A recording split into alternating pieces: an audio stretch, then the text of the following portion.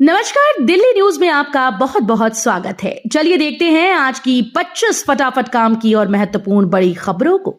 पर इससे पहले वीडियो को लाइक करना बिल्कुल न भूलें। दिल्ली एनसीआर में कड़ाके की ठंड और घना कोहरा, आईएमडी ने जारी किया येलो अलर्ट।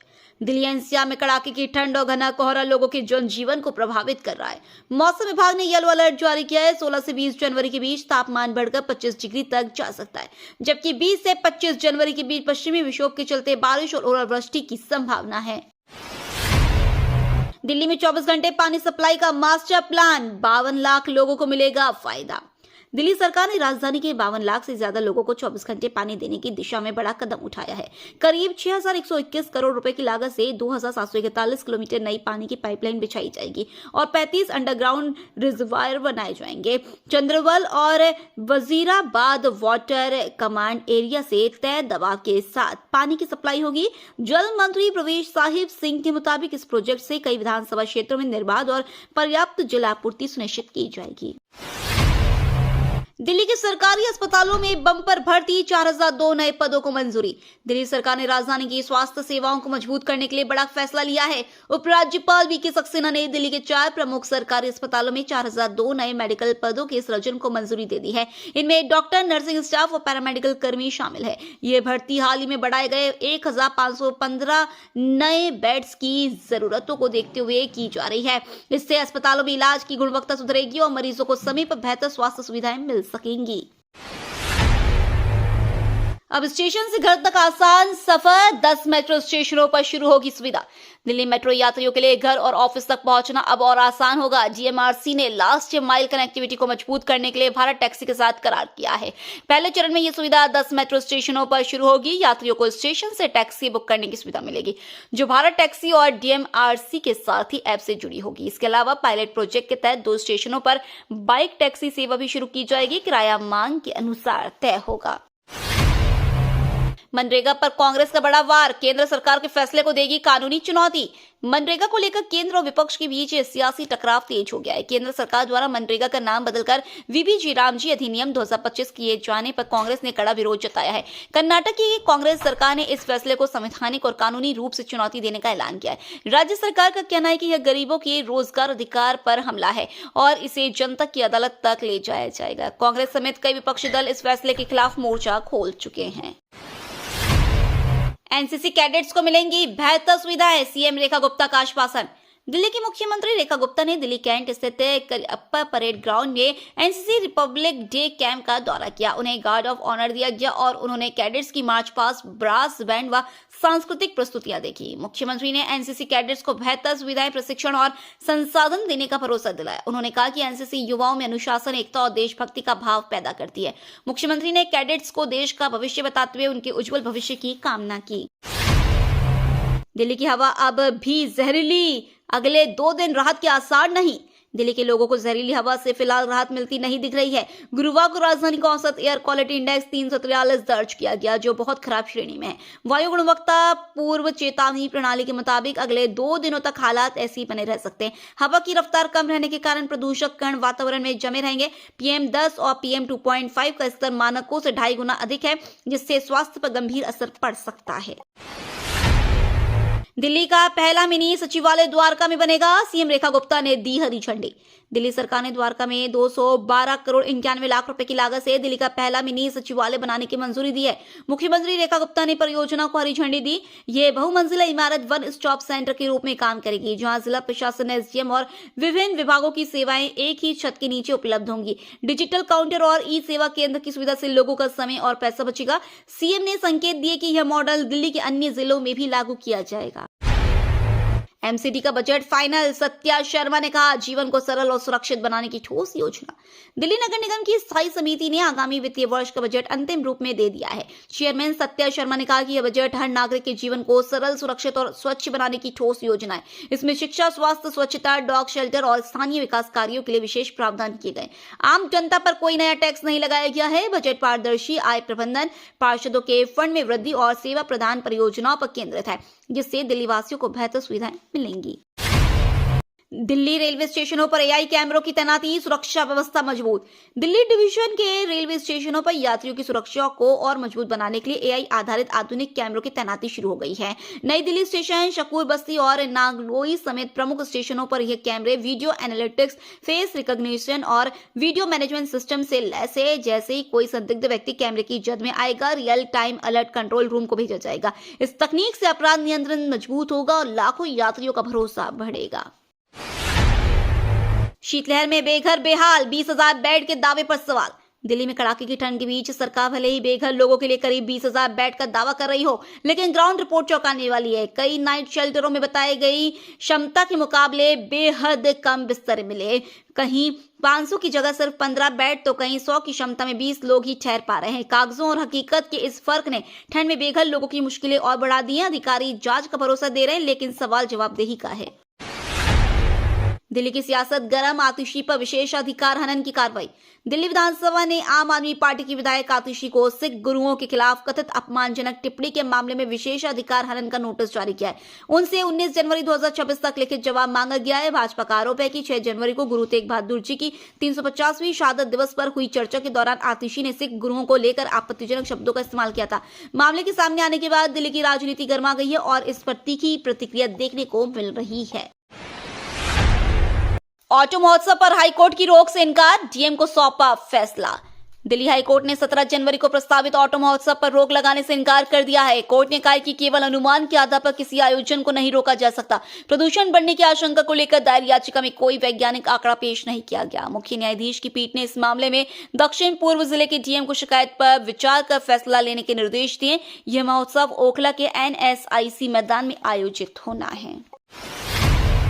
गणतंत्र दिवस से पहले दिल्ली पुलिस हाई अलर्ट, उत्तरी दिल्ली में एंटी टेरर मॉक ड्रिल। गणतंत्र दिवस से पहले दिल्ली पुलिस पूरी तरह अलर्ट मोड में है। उत्तरी दिल्ली के संवेदनशील और भीड़भाड़ वाले इलाकों में 4 बड़े एंटी टेरर मॉक ड्रिल आयोजित किए गए। लाल किला, दिल्ली विश्वविद्यालय, metro station, ISBT Kashmiri gate और खारी बावली जैसे इलाकों में बम धमाके और आतंकी हमलों के परिदृश्य पर अभ्यास हुआ। इन ड्रिल्स में दिल्ली पुलिस, स्वाट, बम निरोधक दस्ता और आपातकालीन एजेंसियों की तत्परता और समन्वय की कड़ी परीक्षा ली गई। चित्र, मूर्ति और डिजिटल आर्ट का संगम, 800 कलाकार एक मंच पर। मंडी हाउस स्थित ललित कला अकादमी में 20वीं कोलाज इंटरनेशनल आर्ट कार्निवल की शुरुआत हो चुकी है। दिल्ली कोलाज ऑफ आर्ट द्वारा आयोजित यह महोत्सव 18 जनवरी तक रोजाना सुबह 11 से शाम 7 बजे तक चलेगा। इस कला उत्सव में देश विदेश के 800 से अधिक कलाकार और कला छात्र अपनी रचनाएं प्रस्तुत कर रहे हैं। चित्रकला, मूर्तिकला और डिजिटल आर्ट के इस संगम की थीम कलेक्टिव एनर्जी है, जो सहयोग, सामूहिकता और सांस्कृतिक जिम्मेदारी का संदेश देती है। दिल्ली में एक भी डॉग शेल्टर न होने पर गोयल ने जताई चिंता, सुरक्षा को बताया प्राथमिकता। पूर्व केंद्रीय मंत्री विजय गोयल ने सुप्रीम कोर्ट में आवारा कुत्तों को लेकर की गई टिप्पणियों का स्वागत किया। उन्होंने कहा कि सार्वजनिक स्थानों पर कुत्तों को खाना डालने वालों के खिलाफ एफआईआर दर्ज होना चाहिए। गोयल ने आरोप लगाया कि दिल्ली नगर निगम द्वारा पकड़े गए कुत्तों को फिर उसी स्थान पर छोड़ दिया जाता है, जबकि एक भी डॉग शेल्टर का निर्माण नहीं हुआ। उनका संगठन लोक अभियान शीघ्र हेल्पलाइन नंबर जारी करेगा ताकि नागरिक नियमों का उल्लंघन करने वालों की शिकायत कर सकें और बच्चों व बुजुर्गों की सुरक्षा सुनिश्चित हो। डिजिटल अरेस्ट के नाम पर 2 करोड़ 19 लाख की ठगी, अंतर्राज्यीय साइबर गिरोह का पर्दाफाश।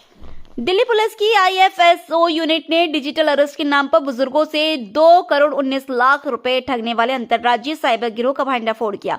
आरोपियों ने खुद को पुलिस और सीबीआई अधिकारी बताकर 78 वर्षीय पीड़ित को डराया और फर्जी डिजिटल अरेस्ट में डालकर बैंक खाते, आधार कार्ड व संपत्ति की जानकारी हासिल की। मध्य प्रदेश और उत्तर प्रदेश से 5 आरोपियों को गिरफ्तार किया गया। पुलिस ने फर्जी दस्तावेज, मोबाइल और चेक बुक बरामद किए। डीसीपी ने नागरिकों से अपील की है कि फर्जी कॉल से सावधान रहे और किसी भी संदिग्ध गतिविधि की तुरंत सूचना दें। दिल्ली की सेहत पर संकट, 700 और दिल की बीमारियों से बढ़ती मौतें। दिल्ली में स्वास्थ्य संकट गहराता जा रहा है। साल 2024 में सांस की बीमारियों से 9,211 लोगों ने जान गंवाई, जबकि दिल की बीमारियों ने रिकॉर्ड 21,262 मौत ली, जो पिछले साल के मुकाबले 35% ज्यादा है। प्रदूषण, असंतुलित खान पान और जीवन शैली प्रमुख कारण माने जा रहे हैं। संक्रामक रोगों में सुधार हुआ है, लेकिन जीवन शैली और पर्यावरणीय चुनौतियों ने राजधानी वासियों के स्वास्थ्य को गंभीर खतरे में डाल दिया है। विशेषज्ञ चेतावनी दे रहे हैं कि स्वस्थ जीवन और स्वच्छ हवा ही सुरक्षित भविष्य की कुंजी है। ईरान से भारतीयों की वापसी की तैयारी, भारत सरकार शुरू करेगी ऑपरेशन। ईरान में हालात लगातार बिगड़ते जा रहे हैं, जिसको देखते हुए भारत सरकार ने अपने नागरिकों को सुरक्षित निकालने की तैयारी शुरू कर दी है। सूत्रों के मुताबिक जल्द ही एक विशेष ऑपरेशन चलाया जाएगा, जिसके जरिए वहां फंसे भारतीयों को स्वदेश लाया जाएगा। सरकार उन सभी नागरिकों की मदद करेगी जो ईरान से लौटना चाहते हैं। विदेश मंत्रालय स्थिति पर लगातार नजर बनाए हुए और स्थानीय प्रशासन से संपर्क में। आने वाले दिनों में भारतीय दूतावास की ओर से विस्तृत दिशा निर्देश जारी किए जा सकते हैं। आईजी स्टेडियम की बदहाली पर सवाल, इंडिया ओपन के बीच विदेशी खिलाड़ी नाराज। दिल्ली के इंदिरा गांधी स्टेडियम में चल रहे इंडिया ओपन बैडमिंटन टूर्नामेंट के बीच वेन्यू की बदहाली पर सवाल खड़े हो गए हैं। डेनमार्क की खिलाड़ी मिया ब्लिचफेल्ड ने स्टेडियम में गंदगी और अव्यवस्था को लेकर नाराजगी जताई है। ग्राउंड रिपोर्ट में गैलरी, सीढ़ियों, वॉशरूम के आसपास गंदगी और बदबू देखी गई। इस पर बैडमिंटन एसोसिएशन ने सफाई के दावे किए हैं, लेकिन अंतर्राष्ट्रीय मंच पर देश की छवि को लेकर चिंता बनी हुई है। 29 नगर निगमों चुनाव में भाजपा का दबदबा, 8 एग्जिट पोल में बहुमत का अनुमान। महाराष्ट्र के 29 नगर निगमों के चुनाव के बाद आए एग्जिट पोल में भाजपा और उसके सहयोगी दल सबसे आगे नजर आ रहे हैं। 8 अलग अलग एजेंसियों के सर्वे में बीजेपी ज्यादा स्पष्ट बहुमत मिलता दिख रहा है। एक्सिस, माय इंडिया, जीवीसी, लोकशाही जनमत और पोल मित्रा जैसे एग्जिट पोल में भाजपा गठबंधन को 120 से 170 के बीच सीटें मिलने का अनुमान है। वहीं ठाकरे बंधु और कांग्रेस गठबंधन काफी पीछे बताए जा रहे हैं। अब अंतिम फैसला आज की मतगणना में सामने आएगा। अंडर 19 वर्ल्ड कप में भारत की शानदार शुरुआत, अमेरिका को 6 विकेट से हराया। अंडर 19 क्रिकेट वर्ल्ड कप में टीम इंडिया ने शानदार जीत के साथ अपने अभियान की शुरुआत की है। अपने पहले मुकाबले में भारत ने अमेरिका को 6 विकेट से हरा दिया। पहले बल्लेबाजी करते हुए अमेरिकी टीम 35.2 ओवर में सिर्फ 107 रन पर सिमट गई। बारिश के कारण भारत को 96 रनों का संशोधित लक्ष्य मिला, जिसे भारतीय टीम ने 4 विकेट खोकर आसानी से हासिल कर लिया। गेंदबाजों के बाद बल्लेबाजों के शानदार प्रदर्शन से टीम इंडिया ने टूर्नामेंट में मजबूत शुरुआत दर्ज की है। स्वच्छ पेयजल पर सवाल, लापरवाही की कीमत चुका रही जनता।